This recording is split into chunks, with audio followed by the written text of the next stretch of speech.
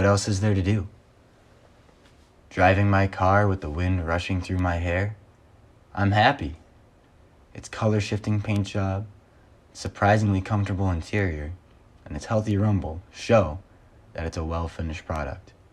Better yet, my finished product.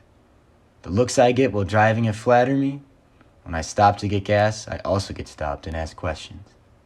I drive it, and I feel almost the happiest I can be. So why do I feel like something's missing when the car is all done and put together? Why do I feel like not being able to drive it was sometimes more fun? It's not the same. A year ago, I was itching for my car to be finished. It was exciting.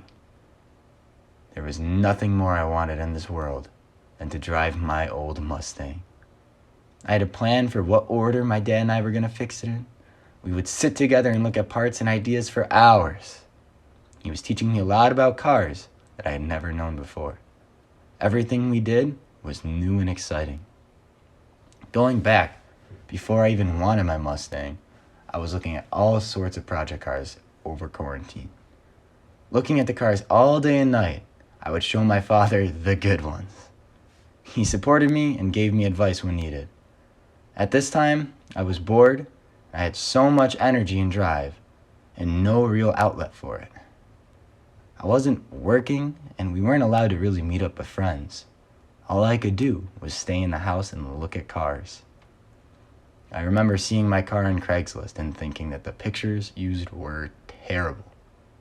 There were 2 photos, and one of them was just of the odometer.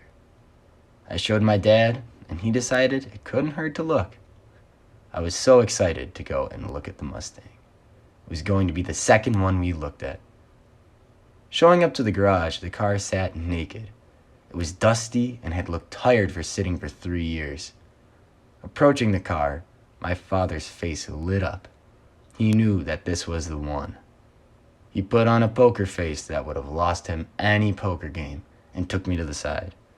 He told me that I need to buy this car. The car was in such good condition and we would never be able to find another one like it for the price being asked. Picking it up later that week, I had never held so much cash in my hand before.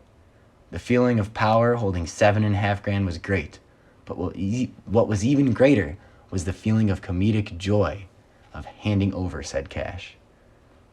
I had just had the most money I've ever had, and the next moment, I was broke. The feeling of starting this ambitious learning experience gave me a high that no drug could ever induce. Getting it home, I started resurrecting the car right away. Replacing the starter allowed us to get it running the second day we had it.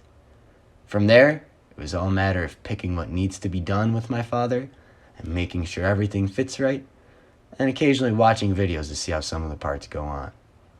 We bonded that summer and got a lot closer than we'd ever been. It was my coming of age moment almost. My dad was impressed with my drive. I was impressed with my new skills, and we were both impressed with the car. It wasn't able to drive on the road until late fall when it was freezing, so I drove it as much as I could before I had to take it in and get it painted for the winter. I'll never forget the unfinished look that car had. It was its own style. It told a story about a guy in a dream that was still in progress. It highlighted my dedication to the car while still telling people that there was still more to come. Then, it went to get painted. After my Mustang was painted, I was happy, but not nearly as happy as I planned on being, almost as if I subconsciously knew that the back-to-back days my father and I would spend in the garage were over. Now that it's finished, all the compliments are full of joy, but seem partially empty. It's changed from what's next for you to what have you done.